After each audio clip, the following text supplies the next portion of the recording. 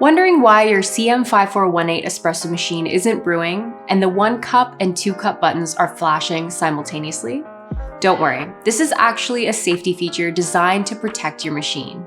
This happens when the high temperature and pressure protection is triggered, usually because the machine has been used for several consecutive extractions or steam frothing sessions.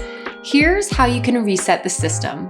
First, place a cup larger than 200 milliliters under the steam wand. Turn the steam knob to the water position and let the hot water run for 15 to 20 seconds. You might see some steam at first, which is normal. This helps cool down the internal heating plate. After the water runs for 20 seconds, turn the steam knob back to the off position. By doing this, you are helping the machine reset and prevent overheating. It's a simple fix to ensure the protection feature works properly and that your machine stays in great condition. That's it!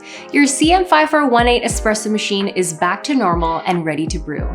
This protection system is here to help, not to indicate a problem. If the issue persists, feel free to contact our support team.